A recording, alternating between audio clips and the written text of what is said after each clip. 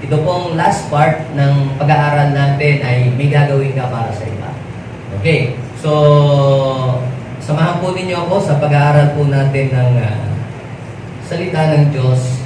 At ang pamagat po ng mensahe na i-share ko po sa bawat isa po sa atin, mga kapatid, ay pinamagatan ko pong do to others what God wants you to do for them. Gawin mo sa iba kung ano yung gusto ng Diyos na gawin mo para sa kanila.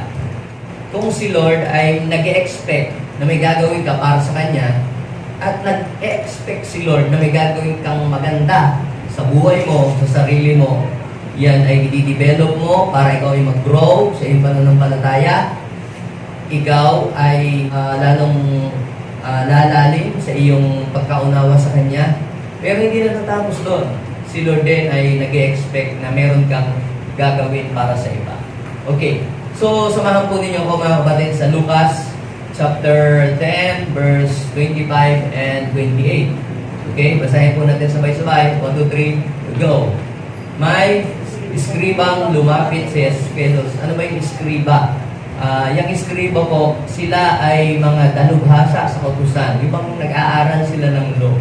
Kumbaga mga Bible scholar. Kaya lang, sila nun, dahil sa sobrang na nilang talino, alam, parang kapag may bagong mensahe na itinuturo si Lord, parang nire-reject na nila. Hindi na tinatanggap ang mga panibagong bagay na ginagawa ni Lord. Kasi nagbe-base na lang sila doon sa kung ano yung napag-aralan nila. Okay? So, may iskribang lumapit kay Jesus upang siya'y subukin. Okay? Guro, ano yan? Ano ang dapat kong gawin upang magkamit ng buhay na walang hanggan? Sumagot si Jesus, ano ang nakasulat sa kautusan? Ano ang mababasa mo roon?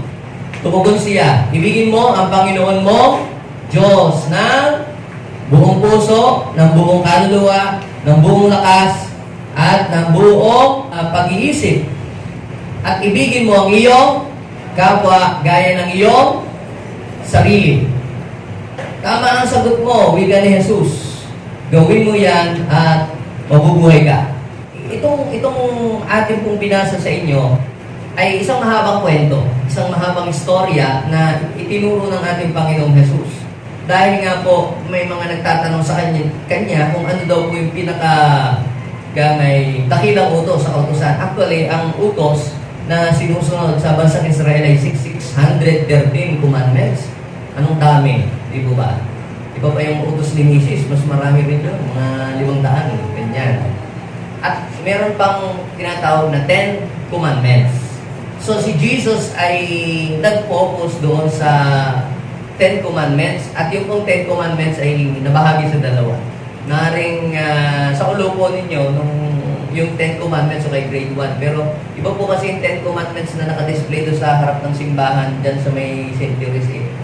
Meron na po doon, edited na po yun, edited. Pero pag binasa nyo po, ang the whole chapter ng Exodus, chapter 20, ang sinasabi doon ay, Hear, O Israel, the Lord is one God. Una, huwag kayong magkaroon ng ibang Diyos, maliban sa akin. Pangalawa ay, huwag kayong gagawa ng mga ribulto, o mga larawan, o mga imahe, o mga nasa langit, nasa lupa, nasa impapawid. Tapos, ang pangatlo ay, sabi, huwag kayong yuyukon at sasamba sa mga Diyos-Diyosan sapagkat akong si Yahweh, mapalibugluin. Tapos, yung mga kasunod niyan ay yung igalang mo yung mga mag-ina, ipangilin mo ang araw ng pamamahinga, tapos huwag kang magnanakaw, huwag kang makikiyapid, huwag kang sasaksi sa mga hindi totoong mga pangyayari. So, ngayon, nang lumapit yung iskriba, ang iskriba po, sila po ay mga dalubhasa sa kautusan. Sila ay mga Bible scholar. Hindi Bible scholar sila. Tawag sa kanila ay mga scholar when it comes to Mosaic law. Kabisado na yan. Mga period, comma, alam nila yan. Kaya nilang explain. Ngayon, nagtanong po sila, alin ang mahalagang utos sa buong kautusan? Actually, kaya po nagtatanong, itong eskribang ito kay Jesus kasi naghahanap po sila ng magkakamali si Jesus. Para pag nagkamali si Jesus, ay meron po silang dahilan para siya hulihin at siya po ay maipakulong at maipatigil yung kanyang pangangaral. So kaya tinanong kung alin ang pinaka mahalagang utos sa kautusan. At mapapansin ninyo po, ang kautusan ay nasa isang salita lang ng ating Panginoon. Pag-ibig. Sabihin natin love.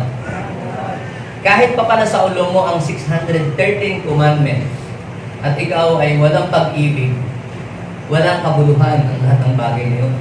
Kahit sa ulo mo pang scripture, versikulo, kapitulo, alam mo lahat yan. Pero kung wala kang love sa iyong kapwa, those things are meaningless and useless. Sa Panginoon, mahalaga yung pag-ibig. At binahagi niya ito sa dalawa. Una ay pag-ibig sa Diyos. So, ano ang ina-expect ng Lord sa atin? Ina-expect ng Lord na mamahalin natin siya ng buong puso, ng buong isip, at ng buong lakas. Kaya nga, sabi doon sa kinanta natin kanina, ibigin ka, O Diyos, ng higit sa lahat. Kasi yan ang ina-expect ng Diyos sa kanyang mga nilalang. Imagine mo, nilikha ka ng Diyos, binigyan ka ng lahat ng pangailangan mo, humihinga ka, inhale, exhale. Buhay ka pa ngayon, nag-i-exist ka pa dito sa mundo. Dami mo ng mga sakit na pinagdaanan, dami mo ng mahirap na pinagdaanan. Kita mo, ikaw ay nag-i-exist pa din, buhay ka pa rin. So, ba't ka pa nabubuhay ngayon? So, ina-expect ng Lord na gagantihan mo ito ng pagmamahal. At yung pagmamahal natin sa Kanya, mga kapatid, ay pwedeng sa pamamagitan ng ating pagsamba, sa pamamagitan ng ating pagsiserve, sa pamamagitan ng ating pagtulong sa Kanyang gawain. Nagagawa natin ito dahil mahal natin ang Diyos. Hindi mo masasamba ng totoo ang Diyos kung hindi mo siya mahal. Pwedeng pakitang tao lang o relihiyon lang yung ginagawa. Parang religious lang, religiously ginagawa mo pero walang dating. Pero kung may pagmamahal ka, pag-ibig ka sa Diyos at ginagawa mo ang isang bagay, the best yung gagawin mo para sa Kanya. Yung kung nagmamahal, kapag ka siya ay nag-offer ng isang bagay sa kanyang minamahal, the best yan. Tama? Yung mga nanligaw dito, alam na yan, di ba? Gusto ko magre-regalo ng choknat doon sa iyong naiibig. Hindi. Bibili ka ng Toblerone. Ano yung mga bilog-bilog na parang may mga yun, alam na nyo yun, di ba? Ibig sabihin, special. Kasi, mahal mo yung pinagbibigyan eh. Gayon din ang Panginoon. Pag ikaw ba sasamba sa Panginoon, yung butas-butas ang iyong suot?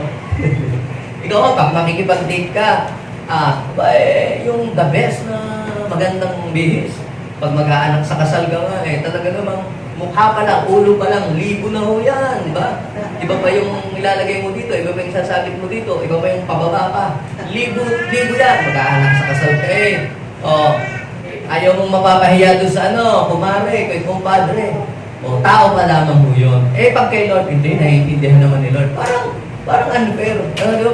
Parang si Lord na nagbigay sa iyo ng buhay. Ano bang may suot ko? Maghalukat ka doon sa labahin. Ito, malinis ba ito? Hindi pa napawisan. Isuot ko ba? I-treat mo namang special ang Diyos. Diba? Sabihin mo sa iyong katabi, gawin mo namang special si Lord. Lalo na sa araw ng Sunday, dapat special si Lord. At pag special si Lord, dapat ikaw ay hindi ka malilate. Amen? Wala ako pinatatamaan. Okay? Tinitira mo lang kayo. Yes, di ba? Pag may date kayo, halimbawa may date ka, tapos yung naiibig talagang di ba hindi ka makapagkakatulog? Baka madaling araw ka pa, igising ka na. Dahil ayaw mo malilit ka sa inyong date at baka magtampo sa iyo. Sa palagay niyo po kaya si Lord, hindi pwedeng magtampo. May karapatan ba magtampo si Lord? Yes. Bakit? Binigyan ka ng buhay, binigyan ka ng kalakasan, at ina-expect ng Lord na mag-worship ka ngayon. Pero wala ka na sa mall kasi sale ngayon. So, ina-expect ng Lord yung pagsamba. At sa pamamagitan ng pagsamba natin, yung pagpunta natin dito, doon natin na-express yung pag-ibig. So, yung love the Lord your God with all. Sabihin natin, all. Your heart, your mind, your strength, lahat ay all. Bakit ba, Pastor, pag mamahalin natin Diyos ay all? Pwede bang 1/4 lang o kaya 1/2? Paano man si BF, BFF, BHF, ba't kung lahat si Lord na lahat? Kasi ang totoo niyan, pag mahal mo ang Diyos, walang space ang kaaway na sumingit sa iyong buhay. Halimbawa, kayo ay pupunta dyan sa downtown, nag-aabang kayo dyan ng dadaang jeep. Pagka puno yung sasakyan, sasakay ba kayo? Hindi na. Bakit? Wala ka ng space, di ba? Anong gagawin mo? Maghihintay ka ng bakante. Kung maaari, yung walang laman para makasakay ka. Ano pong ibig kong sabihin? Pag hindi mo mahal si Lord, ikaw ay katulad ng isang sasakyang walang laman at sasakyan ka ng kaaway. Kaya ikaw ay pupunuin ka ng kaaway ng galit, ng hinanakit, ng tampo, ng sama ng loob. Kaya sabihin mo sa inyong katabi, para wala ng pwesto si Satanas sa buhay mo, ibigin mo na ang Diyos ng buong puso, ng buong isip, ng buong lakas. Buuin mo na. Minahal mo na din ang Diyos, ay lubos-lubusin mo na. Ngayon, yan daw yung unang utos. At ang pangalawang utos, ito naman ay tumutukoy sa ibang tao. Ito yung vertical, ay upward, at saka yung forward relationship. Di ba? Ito naman yung patungkol sa ating kapwa. Sabi doon, at ito naman yung pangalawa. Ibigin mo ang iyong kapwa kagaya ng iyong sarili. Pag-ibig pa rin. Una, mahal mo ang Diyos dapat. Ngayon, ang problema kasi, hindi naman natin nakikita ang Diyos. So, ngayon, ang patunay na kung talagang mahal mo ang Diyos, dapat ito ay mag-reflect kung paano mo pinakikitunguhan ang ibang tao. Kung paano mo hahalagahan ang iba sa iyong buhay. At ito ang problema ng mga Hudyo during the time of Jesus. Kasi silang mga Hudyo, meron po silang cultural discrimination. Yung lahi lang nila. Diba, pag hindi ka Hudyo, wala akong pakalan sa'yo. Hindi nila binabati ang mga Samaritano. Hindi na binabati ang mga publikano. Hindi na binabati yung iba. Sila lang. Then, sila, sinasabi nilang nasa kanila ang salita ng Diyos, alam nila ang kasulatan, sa ulo nila ang mga sinulat ni Moses. Pero pagdating doon sa kanilang pakikitungo, doon sa mga hindi nila kalahi, na tao din naman silang nilalang ng Diyos, ay parang pinagdidilihan nila, parang noong panahon, yung merong merong cultural gap yung mga black at saka mga white people. Pag-aaralan nyo ba sa sibika at kultura nung kayo ay elementary, ang mga hindi talaga nag-uusap yung mga black at saka yung mga white people. Ayaw nila sa mga itim, parang itim ang bugi, parang gano'n. Pero ngayon na-break na yung ganun pong paniniwala. Ngayon, ang ipinakikita dito sa atin ng Panginoon na kung talagang nakikilala mo siya, kung talagang ang Panginoon ay naranasan mo sa iyong buhay, kinakailangan ito ay iparamdam mo sa iba. Ipakita mo ito the way kang makitungo sa ibang tao. Kasi ang nangyayari kung halimbawa, mahal natin ang Lord, pero pagdating naman sa ating kapwa-tao, ang sungit-sungit natin at parang wala tayong wala tayong maayos na pakikitungo sa kanila. Parang religious. Wala tayong pinagkaiba sa mga religious people. Ano ba yung mga religious? Yung panglabas lang. Pagpapakita lang sa labas. Pero, ang sabi ng Bible, hindi ang Panginoon doon nakatingin. Nakatingin ang Lord sa kung ano yung laman ng iyong puso. At ngayon, nagtanong ulit para hindi mapahiya. Walang makitang butas kay Jesus yung nagtanong. Kaya nagtanong pa ulit siya ng tanong. Anong tanong niya? Sino naman po ang aking kapwa? Ito ang sabi ng Panginoon. Pag binasa niyo the whole story, merong isang lalaki na galing sa Jericho na marami siyang dalang mga pagkain, marami siyang mga ari-arian, tapos siya ay binugbog sa daan. Tapos kinuha ang kanyang mga gamit, tapos iniwanan na halos parang patay na sa daan.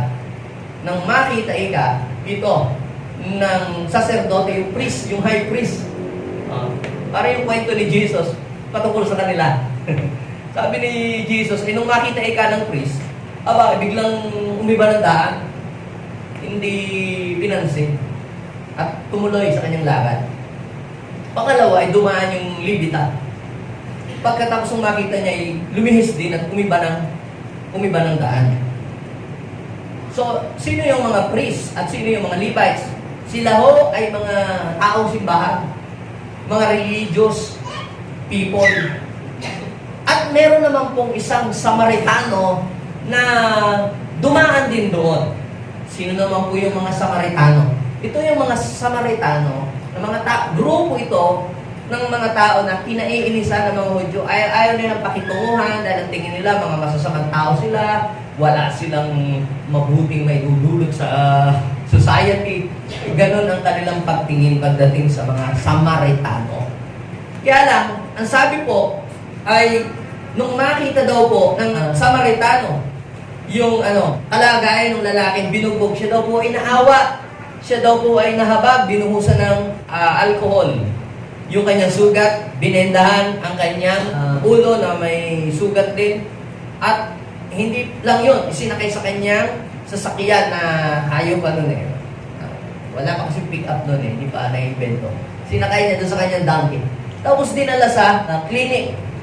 At sabi, ay doon ay inalagaan siya hanggang sa lumakas ang kanyang katawan. At siya ay gumastos pa para lang yung taong yun ay talagang maging maayos ang kalagayan.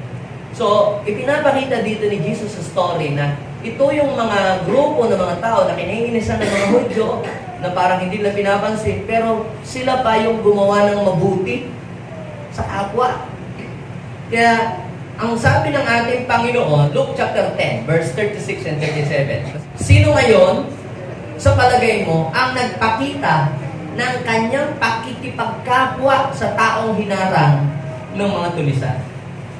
Yun yung story na kinumpos ni Jesus para ipakita sa mga Hudyo during his time na sila parang, okay lang akong okay, nagbabasa naman ng Bible, ako naman natin. Pero pagdating sa kanilang kapwa, pagdating sa ibang tao, parang wala man lamang po silang paghahangad na umabot. Ayaw tumulong sa kanilang kapwa na nangangailangan. So, tingnan niyo sa verse 37. Sabi nung lalaki nagtatanong, siya na rin ang sumagot sa tanong niya. Ang nagpakita ng habag sa kanya, tugon ng eskriba. Sinabi sa kanya ni Jesus, umayo ka, gayon din ang gawin mo. Sabihin mo sa iyong katabi, gayon din ang gawin mo. So, ibig sabihin, sa pagsasalita ni Jesus, sa puntong yan, ini-expect ng Lord na yung ginawa ng isang mabuting Samaritano sa kanyang kapwa na sugatan, nahihirapan, na nangangailangan ng tulong, ganyan din ang gagawin ng kanyang mga anak. Sino ditong anak ng Diyos? Last Sunday, we talked about God expects that you will grow spiritually. We talk about God expects that His image will be seen in you. Ano ba ang imahe ni Jesus? Matangos ba ang ilong niya? Long hair ba siya? Marami mahaba ba ang balbas niya? Yun yata iniisip natin na image ni Jesus. Kapatid, ang image ni Jesus ay love, compassion, mercy. Pag meron kang love, pag meron kang compassion, meron kang mercy, nasa sa iyo ang larawan ng Panginoon. Nakikita sa iyo ang imahe ni Jesus. Kahit pa ikaw ay nagpa-facial at kung anumang mga tinanggal sa iyong mukha, pero ikaw na may masungit at masama ang ugali, hindi ang imahe ni Jesus ang nakikita sa iyo. Si Taning. Diba? Kaya sabi ng Panginoon, humayo ka, gayon din ang gawin mo. Sa Matthew chapter, tingnan niyo po. Yan. Ano sabi? Kaya gawin ninyo sa inyong kapwa, ang ibig ninyong gawin nila sa inyo. Anong lesson dito, ha? Lahat ng gagawin mo sa ibang tao, yun igagawin din ng ibang tao sa iyo. Kaya kung ano ang gusto mong gawin ng iba sa iyo, yun ang gawin mo sa iba. Marami po na mahilig po silang manghuli, manglait, magbiro ng mga nakakasakit na biro sa ibang tao. Pag sila ang nabiro, siya yung galit, nag-uawala, nang-aaway, naghahamon. Pero pag sila ang nagbibiro at nangbubuli, masaya sila. Ano ang tinuturo ng Bible? Gawin ninyo sa inyong kapwa ang ibig ninyong gawin nila sa inyo. Kung ano ang gusto mong gawin ng iyong kapwa sa iyo, yun ang gawin mo para sa kanila. Gusto mo bang awayin ka palagi? Awayin mo sila at aawayin ka rin nila. Halimbawa, maglalakad kayo dyan, nginitian nyo, anong magiging response? Ngingiti din, di ba? Tingin mo ng parang matalas. Ano sasabihin? Sumama mo katingin. Di ba? So, ibig sabihin, kung ano yung iyong ibinibigay sa iba, yun din ang iyong aanihin. Kaya, ano ang ina-expect ng Diyos? What God expects that you will do to others. Anong ina-expect ng Lord sa binasa nating story? Number 1, ito po ang ina-expect ng Diyos, mga kapatid. God expects that you will love them. We should love others the way Jesus loved them. Mahalin natin ang ating kapwa the way Jesus loved them. Mahal mo lang bang yung kapwa kasi lagi kang binibigyan ng gulay o kaya pag nagluluto sila ng pansit, dinadalahan ka sa bahay. Mars, I love you. Kasi lagi mo kong pinauutang. Pero sabihin natin, may pag-ibig ka, pero hindi pa malalim yung iyong pag-ibig. Ang lalim ng pag-ibig ay kapag yung mga taong hindi kaibig-ibig sa kilos, gawa, salita, ay nagawa mong ibigin sila. Matthew chapter 5, verse 43 and 46. Narinig na ninyo na sinabi, ibigin mo ang iyong kaibigan at kauputan mo ang iyong kaaway. So ito ang tinuturo ng mundo. Ito ang tinuturo ng sanlibutan. Ibig sabihin, ng mga hindi kumikilala sa Diyos. Sa mundo, yan ang prinsipyo. Narinig ninyo na sinabi, ibigin mo ang inyong kaibigan, kauputan mo ang iyong kaaway. Ngunit ito naman ang sabi ko. So, yung verse 43, yan ang tinuturo ng mundo. Lalo na kung ikaw ay politiko. Pag ikaw ay merong in-expose na pagkakamali ng iyong katunggali isang araw, meron din siyang ibabanat din pabalik sa iyo.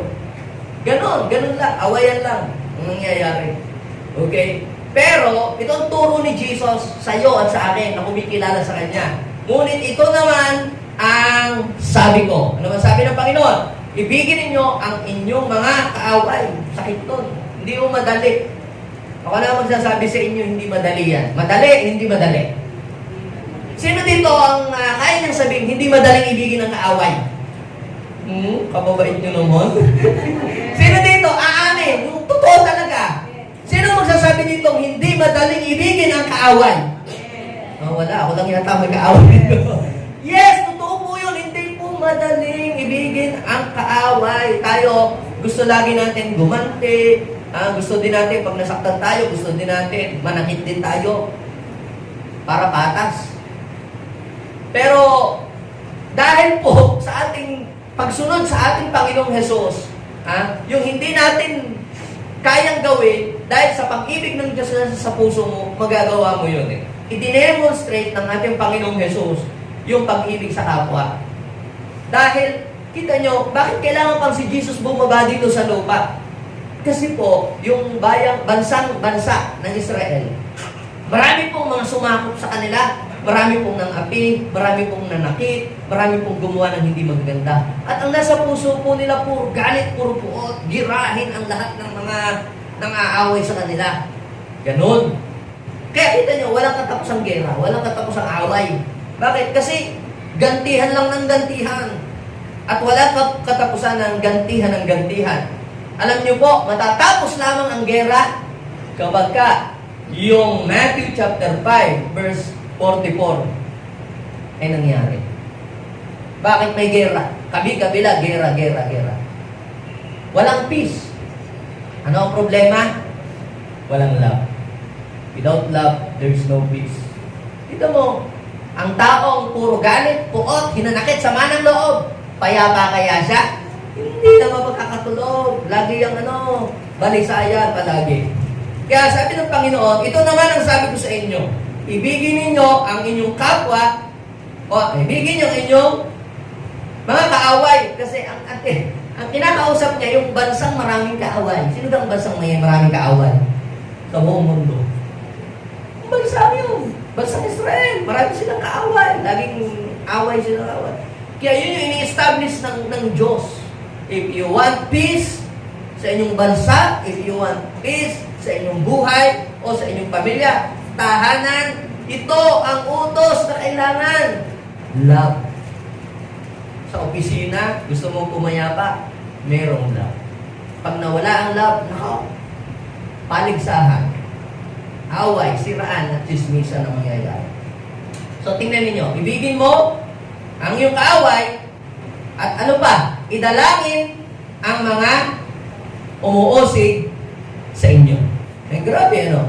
Sabi, ibigin mo ang iyong kaaway, at idalangin ang umuusig sa inyo. Bakit sabi ng Panginoon ay ganyan?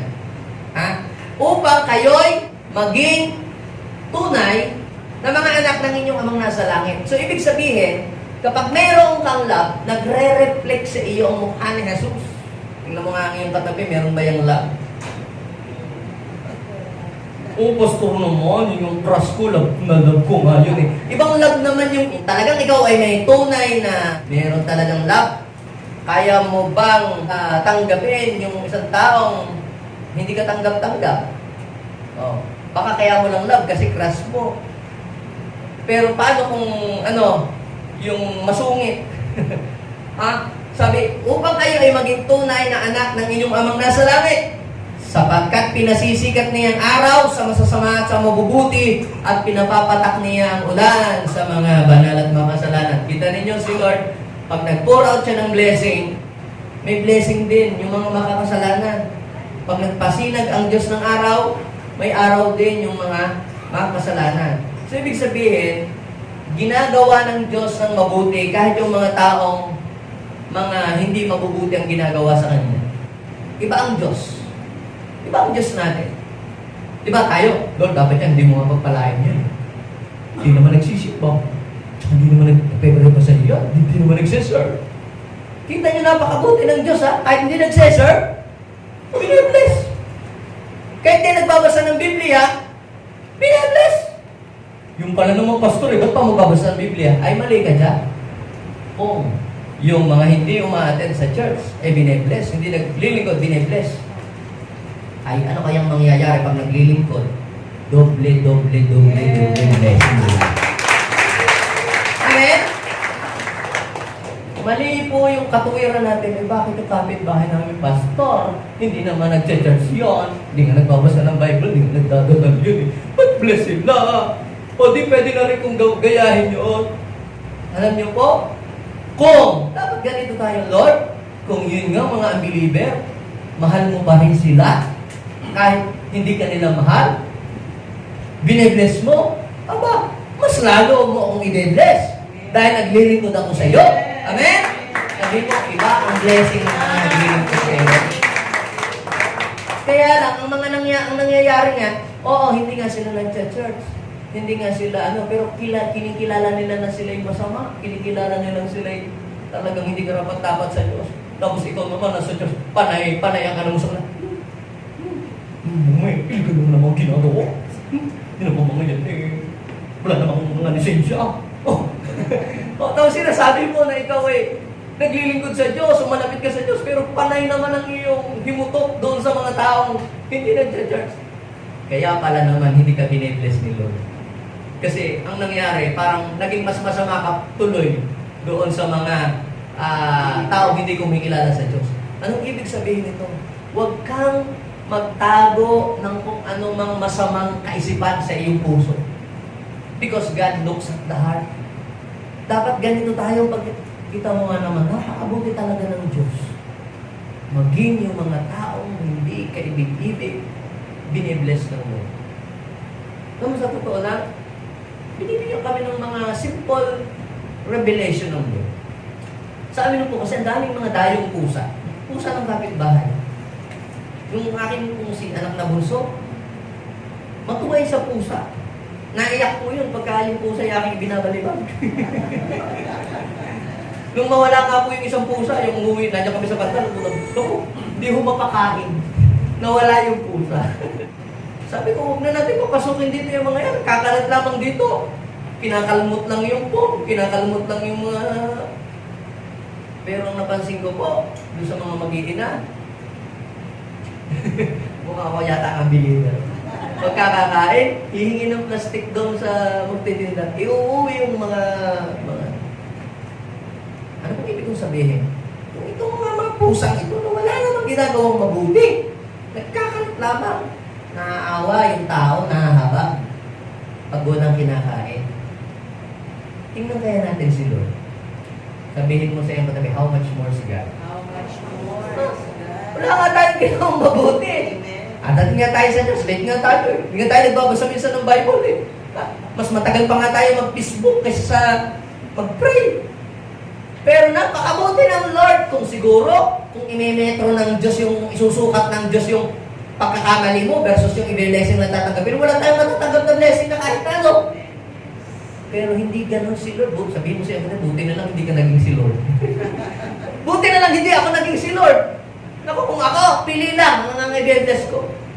Yun lang kasundo ko, yun lang mabait sa akin, yun lang nagre-regalo. Pero yung mga hindi, wala kayong blessing. Sabihin mo sa iyong katabi, buti na lang si Pastor, hindi naging si God. Di ba? Yes. Iba si Lord. Iba tayo. Kaya pansinin ninyo, ha? Kita niyo sa verse 46. Anong sabi? Basahin natin sabay-sabay. Kung ang mga umiibig sa inyo, ang siya lamang ninyong iibigin, ano pa? Wow! Sabihin mo sa iyong katabi, ha? God has already prepared a reward to those who love their neighbor. Naniniwala po kayo. Mahirap pong gawin yun. Lalo na yung laging nagpe-persecute sa iyo. Yan naman mga alive, mga born again, mga hallelujah, lagi na lang nasa church, nagpre-praise na doon. Diba? Yung nakakainis na minsan, yung talagang nananadya. Naiinsultuhin ka. Pepe ka, Lord, sana lumindol at kainin na ng lupa yung mga yan. Sana yung magkaroon ng ipon-ipon, madalang bahay, yung mga yan. Patunayan mo, kasama kita. Ganun tayo mag-pray. Pero si Lord ay hindi ganun. Kahit pala, ang isang tao ay masama, di ba sabi, nanalangin pa nga ang Panginoon eh. Ha? Nanalangin pa nga ang Panginoon. Kaya sabi po doon ay, kung ang mga umiibig ang siya lamang ninyong iibigin, ano pa ang gantimpala ang inyong hintay. So listen, ito po pala mga kapatid. Ang love is more than just a feeling. Agree ba kayo? Ang love ay hindi lang siya feeling. Boy, alam mo, meron akong nararamdaman sa iyo kakaiba. Ang tibok ng puso ka. Baka ikaw ay may heart problem, pa-check up ka na. Iba eh, hindi lang feeling. Tibok, ibigin mo ang inyong kaaway. Tapos, kung ang ibigin lang ninyo, yung umiibig sa inyo, ibig sabihin, ang love is not just a feeling. Ang love, mga kapatid, ito ay pagsunod sa kung ano ang gusto ng ating Panginoon na kahit parang ayaw mo. Pero dahil sabi ni Lord, Lord, sige po, kahit sa taong hindi ka tanggap-tanggap, sige po, tatanggapin ko na po ito, alang-alang po sa iyo. Tayo, ha? Tayo mga kapatid, hindi rin tayo matanggap-tanggap. Imagine niyo, lagi natin i-reflect sa ating sarili. Kung tayo nga, kay Lord, dami nating mga mistakes, ang dami nating mga bagay na pagkukulang. Kung susukatin ng Lord, baka mas marami pa ating pagkakamali, mas marami pa ang ating mga mistakes. Kung siguro, para po sa mga estudyante, yung may exam, yung ano ba yun, yung right minus wrong. Zero tayo eh. Parang ganun ang mangyayari. Wrong minus blessing. Kung mangyayari, sige ganito, wrong minus blessing. Okay, may bless kita. So, bawat mali mo, tapyas. 5% ng 5%. Bawat mali, baka wala na tayo matanggap. Pero hindi ganun si Lord. Kung ikaw, minsan, hindi ka nakapag-serve, minsan, hindi ka nagiging faithful kay Lord, minsan, you're unfaithful sa iyong tithes and offering kay God, pero ikaw, binibless ka pa rin ng Lord. Dapat kang umiyak, Lord, napakabuti mo. Hindi ko ako faithful, dami ko kung minsan nga, pagka-attend nga ako sa church, Lord, parang hindi ako excited, Lord, tapos, Lord, kung ano na lang ang aking masuot, okay na yun. Pero bakit, Lord, pagka sa mga piyestahan, saka sa mga dibo, ganda ng, parang pagdating sa iyo, Lord, pero binibless mo pa rin ako. buti na lang, sabihin mo sa iyong katabi, ang tawag po diyang biyaya. Sabihin natin biyaya. Ibig sabihin ng biyaya, hindi mo deserve ang isang bagay, pero binigay sa iyo. Ang tawag doon ay biyaya. Eh ngayon, hindi mo nga deserve na ikaw ay bless. Hindi mo nga deserve. Pero binibless ka. Ngayon, sa ating kapwa, they don't deserve. Deserve ba siya na aking siyang tulong? Hindi naman. Sama ng ugali. Pero yun nasabi ng Lord eh.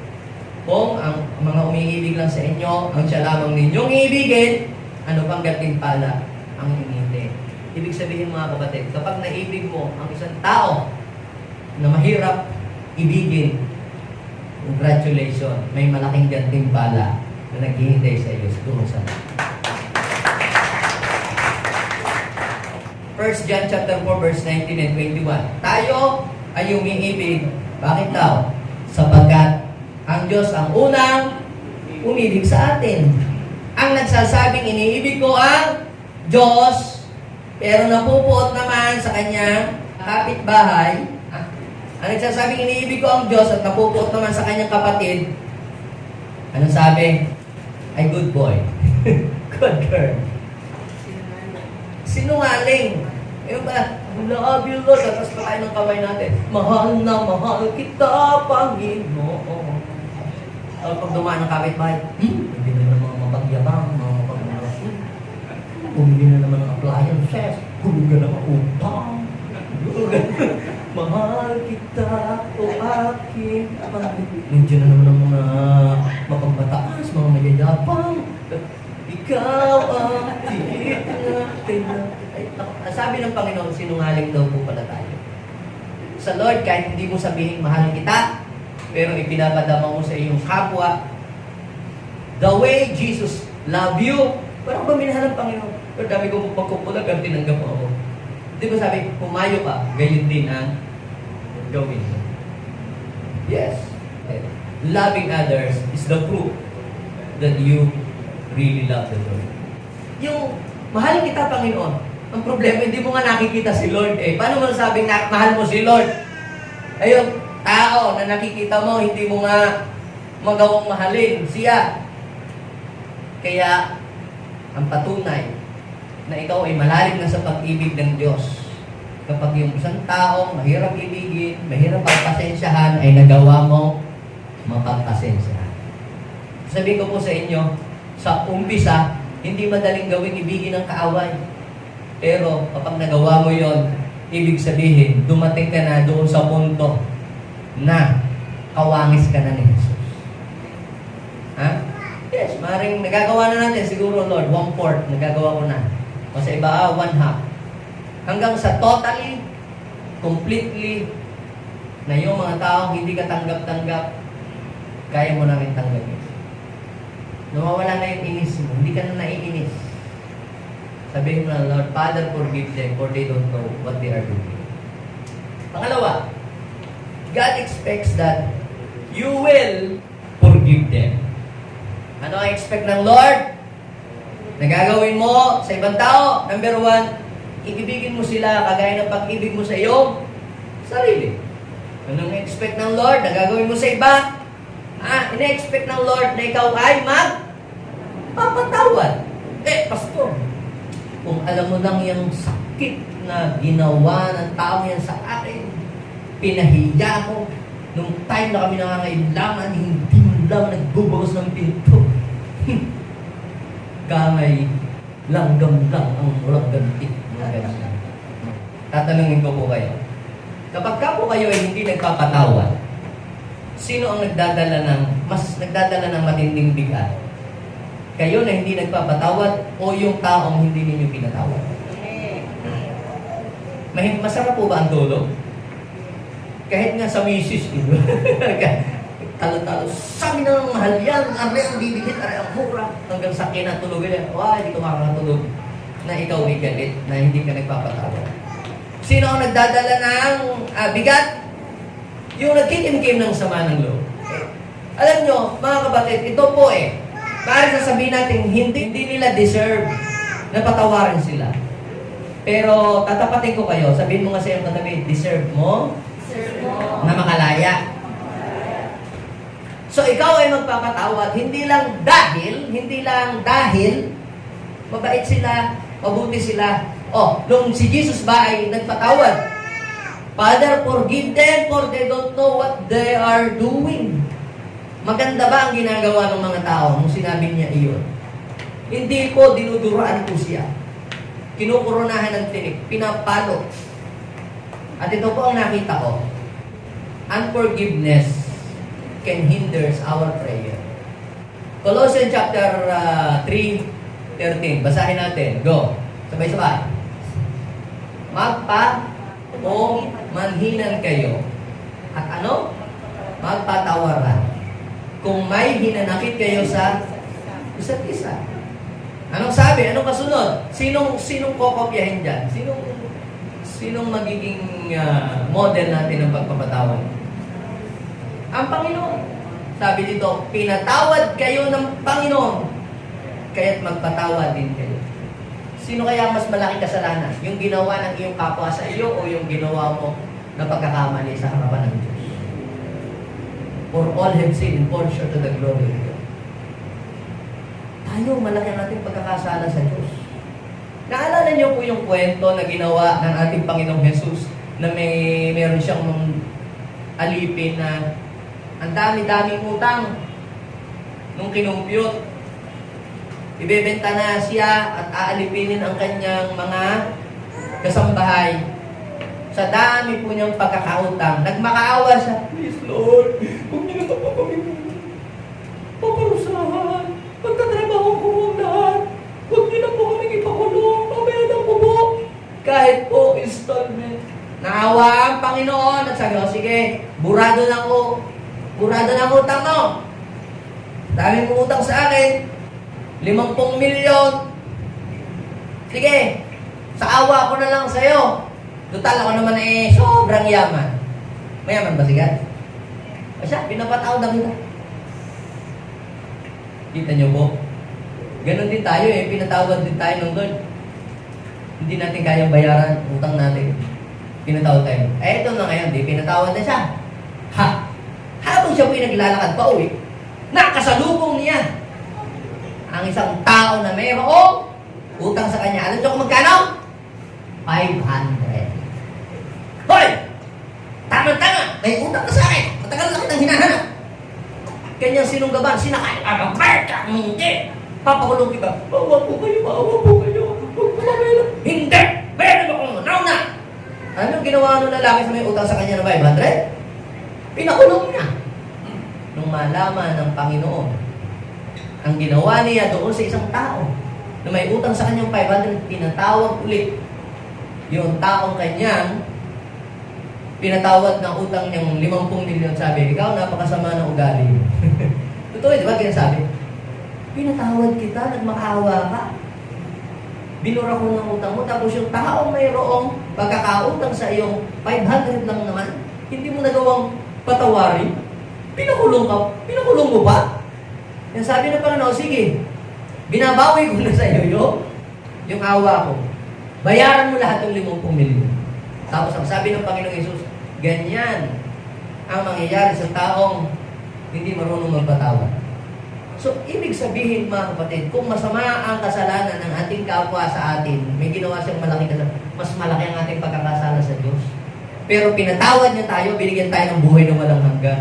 Maano ba naman na magpatawad tayo ng ating kapwa? So, sabihin mo sa iyo, katabi, ikaw ang magbe-benefits. Yes! Tayo magbe-benefits! Okay. Mark 11:25. Kapag kayo mananalangin, patawarin muna ninyo ang nagkasala sa inyo upang patawaran din naman, ipatawad din naman sa inyo ng inyong amang nasa langit ang inyong pagkakasala. Because unforgiveness can hinder our prayers. Sa Matthew chapter 6:15. Basahin natin sabay-sabay. Go! Sapagkat kung pinatatawad ninyo ang mga nagkakasala sa inyo, ano sabi? Papatawarin din kayo ng inyong amang nasa langit. So kung ano mo yung tinanim, aanihin mo. Hindi ka nagpatawad, hindi ka rin papatawarin. Sabi ng verse 15, ngunit kung hindi ninyo pinatatawad ang mga nagkakasala sa inyo, hindi rin kayo patatawarin ng inyong ama. So, what is the point here?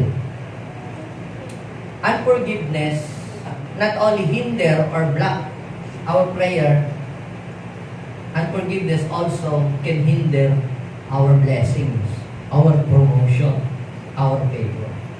Niniwala kayo? At natawag ako ng dalawang, ikaw kayo na yung dilaw at saka pink ba yan? Magdidemo ako. Yan. Bilisan nyo naman.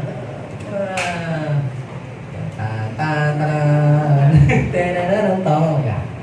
Kunyari, magkagalit kayo. Kung hindi kayo kasi masyado maingay yung drums mo, hindi marinig yung ting ting ting ting ting ting niya. Ayan.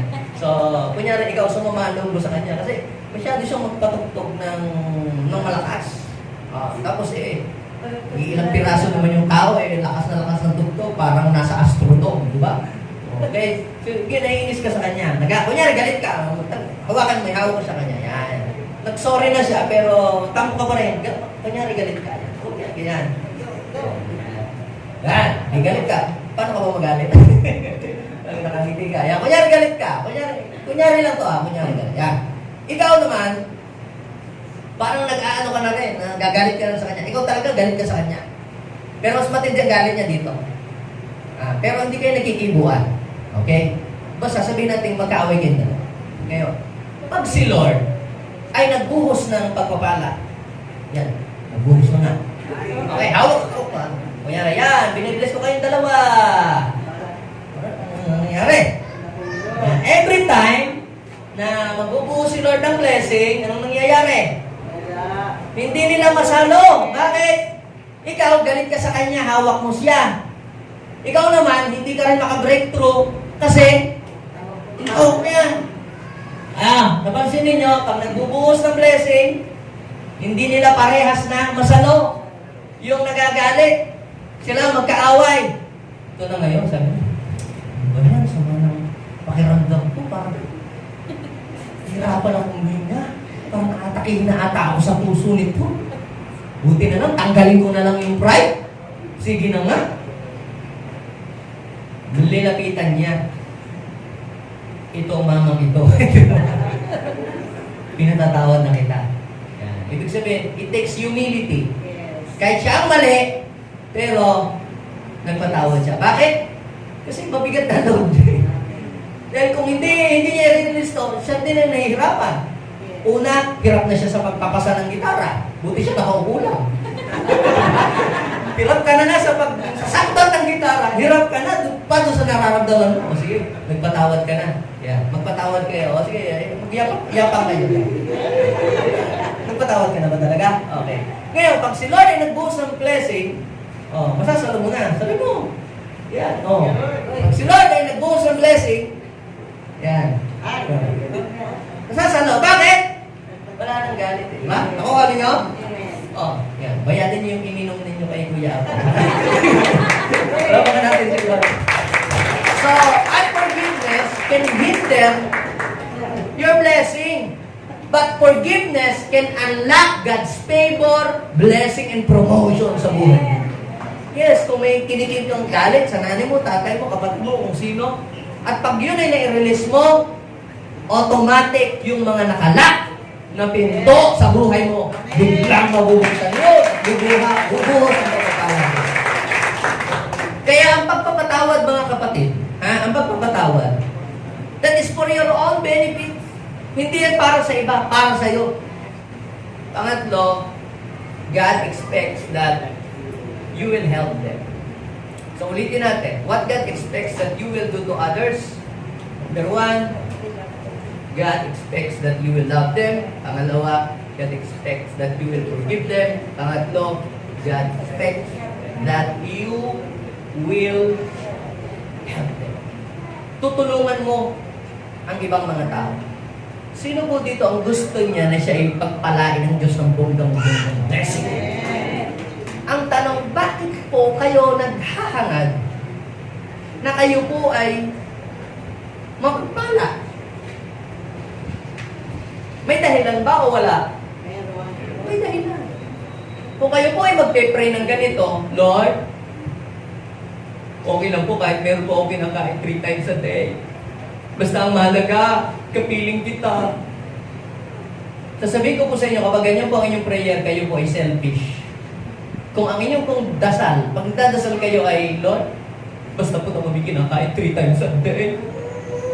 Basta ang mahalaga, importante. Kapiling kita. Masayang-masaya na po ako, Lord.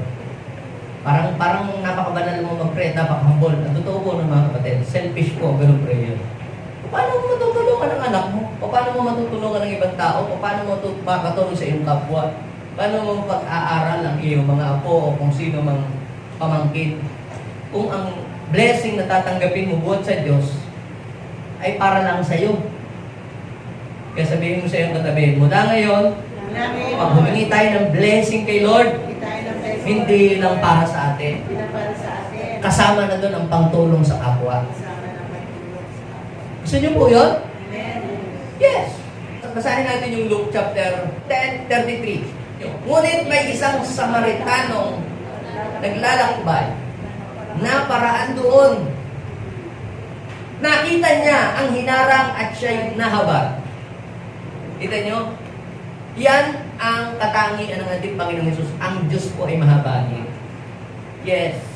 Alam niyo po, baliwala ang alam nating bersikulo, kapitulo, sa ulungan natin ang mga Greek, Hebrew, ng kung anumang mga term, biblical term or religious term.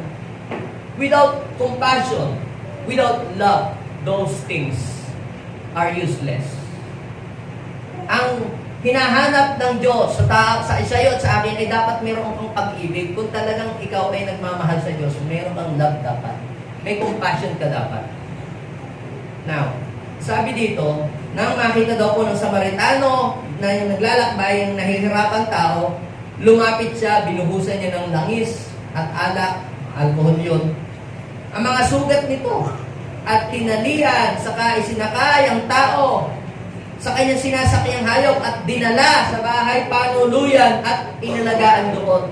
Yung alagaan yung may sakit ay magastos yan. Tapos kinabukasan bumukot pa, siguro may checking, dala-dala yun. O yan.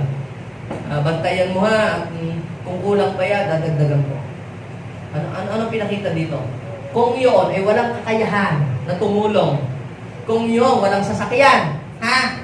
Kung yon walang dalang oil, mahal ang oil, mahal ang mahal yung wine na yon. Kita ninyo, meron siyang dala-dalang medicine cabinet, medicine kit. Ay, tinulungan niya. Ibig sabihin, siya may kakayahan, may sasakyan. Meron din siya kakayahang magbayad, di ba? Ay kung wala, baka maging hold-upper pa siya. Baka kasama siya ng mga tulisan na nambugbog. Tama? Yes, sino bang nambugbog doon sa lalaking yun? Mga tulisan, mga walang pera, mga hirap sa buhay. Pero sino ang tumulong sa kanya? May kakayahan. Kung gusto mo makatulong sa kapwa mo, sa ibang tao, sa pamangkin, mga anak, magulang, ang prayer mo, papalitan mo na ngayon. Kaya sabihin mo sa iyong katabi, hindi na para sa iyong sarili ang pagkakaroon. Hindi lang, Lord, bigyan mo ko ng pangkain, basta may pangkain 3 times a day. Okay. Sabihin mo sa iyong katabi, palitan na natin ating prayer. Ang prayer natin, Lord, i-bless mo ako para makatulong ako sa maraming tao. Yan, ganyang prayer ang gusto ng Panginoon. Sabi, sino ngayon sa palagay mo ang nagpapakita sa kanya ng pakikipagkapwa-tao sa taong hinarap ng mga tulisan? Ano sabi ng verse 37? Basahin natin sabay-sabay. Ang nagpakita ng habag, sinabi sa kanya ni Jesus, humayo ka, gayon din ang gawin mo. Anong ibig sabihin ito? Ine-expect ng Diyos sa iyo at sa akin. Nagpakita ang Diyos ng halimbawa, yung Good Samaritan, na gusto ng Lord, ikaw ay maging Good Samaritan. Sabihin mo nga sa iyong katabi, the Lord wants you to become a Good Samaritan. Anong ibig sabihin ito? Ikaw ay tumulong sa iyong kapwa. Now, hindi naman kinakailangan lagi kang naghahanap ng mga binugbog, mga inambush, mga sinalbig. Hindi naman yun eh. Meron ka bang kaklase na iniwan ng boyfriend na gusto na magpakamatay? Be a good Samaritan to her or to him. Meron ka bang kapitbahay na gusto ng tumalon sa tulay. Be a good Samaritan to him or to her. Ipakita mo. Tulungan mo siya. Yung siya down, meron ka bang kapitbahay o kaibigang walang trabaho at ikaw naman ay alam mong maraming mga nangangailangang bagay din sa kanya, be a good Samaritan to him or to them. Sabihin mo nga sa iyong katabi uli, the Lord wants you to become a good Samaritan. Ibig sabihin, humayong at gayon din ang gawin mo. God expects that you will help other people. Tutulong ka. Kaya nga may kasabihin, walang nabubuhay sa kanyang sarili lang. Ang dami ko na nga, pastor, na laging tulong nga na nga ako ng tulong. Lagi. Ako na lang palagi ang tutulong sa kanila. Nangangailangan din ako, pastor. Marami rin akong pangailangan. Sarili ko muna ang isipin ko bago iba. Yan. Alam niyo po, ang dami kong ganyan sa... Naranasan ko namin yan. Diba? Ang dami na tulong, nangangailangan tulong nalapit sa amin.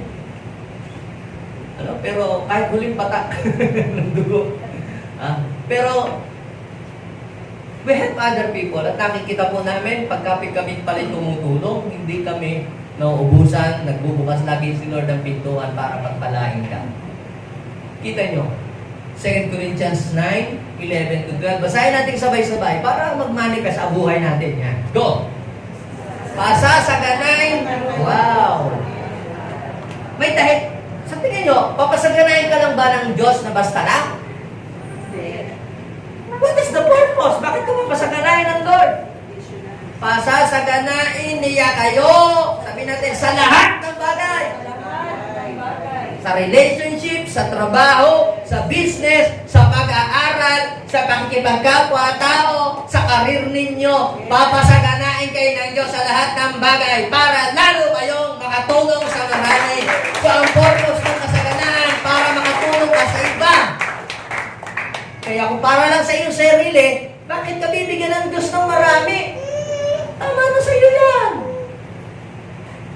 Pero dahil marami kang gustong tulungan, padami ng padami ng padami ang ibubusin ng Diyos. Bakit nabibless si Bill Gates? Bakit nabibless yung mga Kasi po, akin pong napag-alaman, dami pala nilang tinutulong mga tao. Mga pinag-aaral, mga unreached children, tumutulong sila sa mga global warming, tumutulong sila sa mga paggagawa ng mga, kalsada at tulay. Pero kung sarili lamang pala natin ang ating iisipin, kaunti lang ang blessing na ibibigay sa iyo ni Lord, yung para sa iyo na. Pero, kapag nasa sa puso mo at isip mo, na ikaw ay tumulong sa iyong kapwa, sa iyong magulang, sa iyong kapatid, sa iyong pamangkin, sa ibang tao, di ba? Lalo na sa gawain ng Panginoon, 2 Corinthians 9, 11, 12. Pasasaganain niya kayo sa lahat ng bagay para lalo kayo makatulong sa marami. Sa kayo, dadami ang magpapasalamat sa Diyos.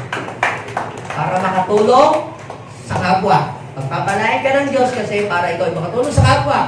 Pangalawa, para ang mga tao magpasalamat sa Diyos.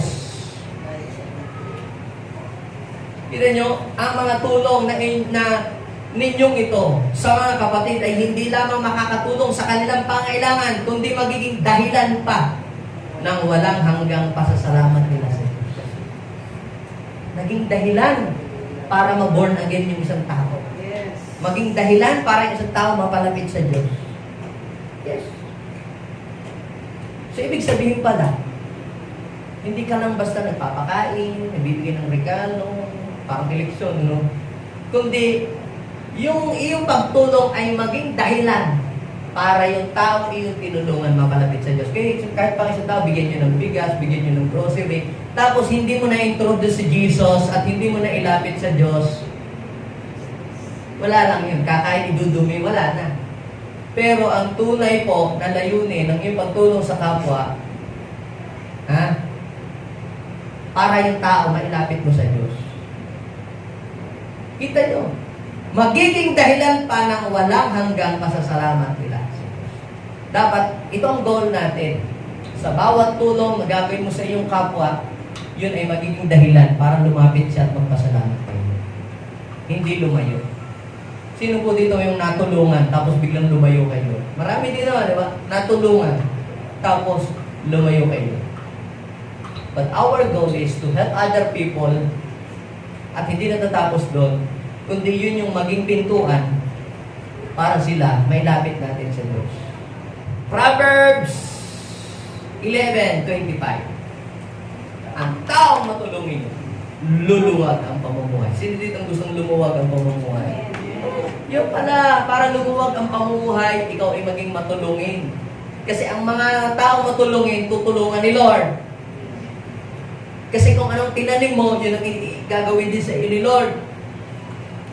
Ang marunong tumulong, tutulungan. So kung matulungin ka, si Lord tutulong sa iyo. Kung ikaw ay madamayin sa iba, dadamayan ka din ni Lord.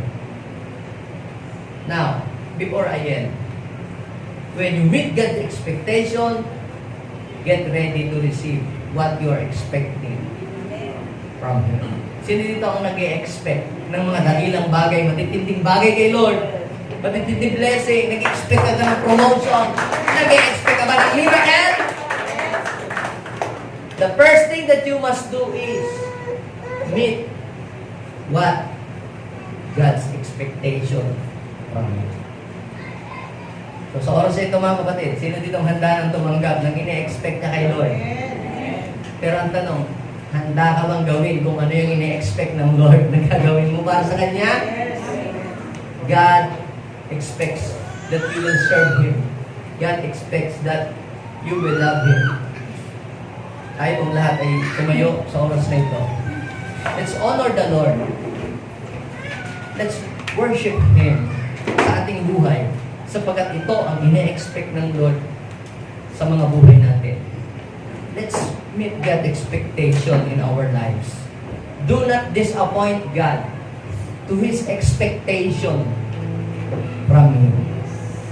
Maaaring tayong lahat na nandirito, na-disappoint tayo sa mga expectation natin sa trabaho natin, sa mga anak natin, o kaya sa mga kaibigan natin, na-disappoint tayo.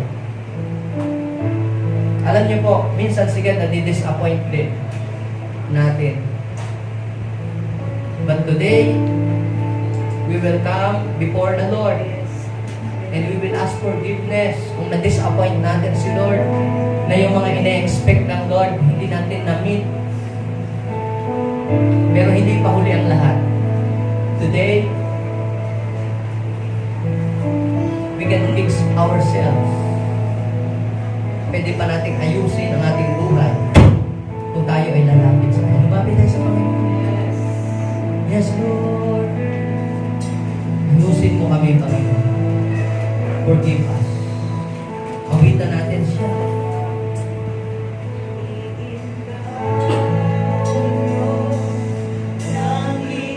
Awitan natin ang Panginoon na nanggagaling sa ating puso. Yes, Lord. Buong puso at lakas, buong isip at kaluluwa, ang ay inang magbiburan.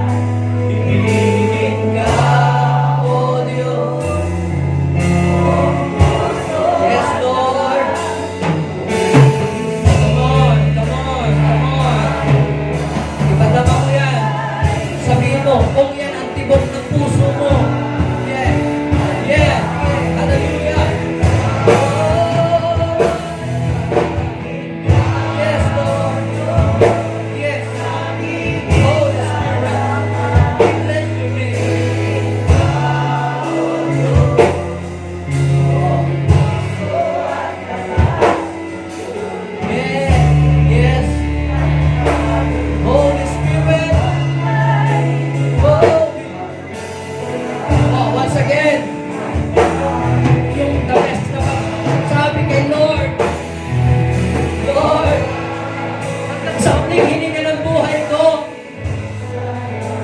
Ikaw ay aking iibigin. Ikaw ay aking sasambahin at pasasalamatan sa kabutihan na ginawa mo sa aking buhay.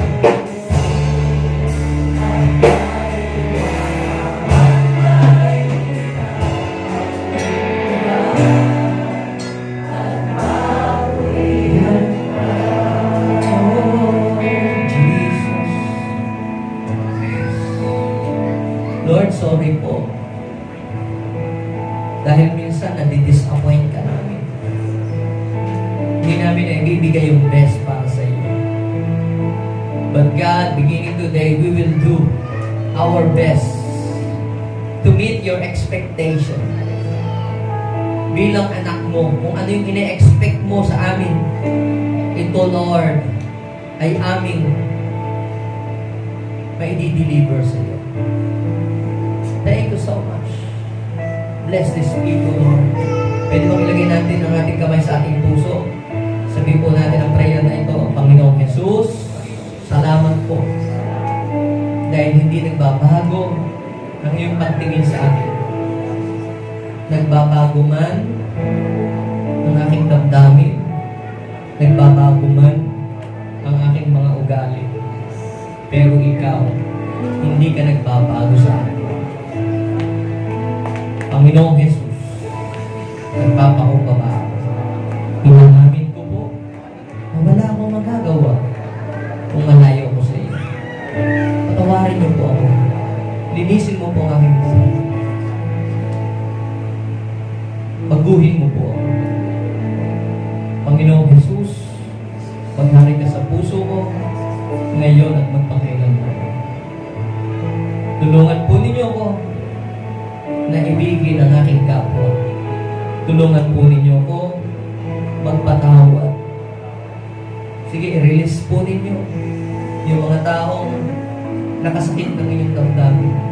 Mga taong gumawa ng mga hindi magaganda sa inyong buhay. Release them and forgive them. Yes. Forgiveness is not based on feeling. Forgiveness is not based on apology. Forgiveness based on what God is commanded you to do. Yes, Lord. Dahil sa iyo, Lord, nagpapatawad kami. Sa oras na ito, tulungan din po ninyo kami na tumulong sa ibang tao na nangangailangan. Sa abot sa aming makakaya. I-guide niyo po kami sa mga taong amin tutulungan. I-guide niyo po kami sa mga taong nangangailangan. Higit sa lahat, Lord, yung taong nangangailangan ng mabuting balita. Higit sa lahat, yung mga taong nangangailangan ng encouragement. Yung nangangailangan ng salvation. Help us, Lord, to help those people.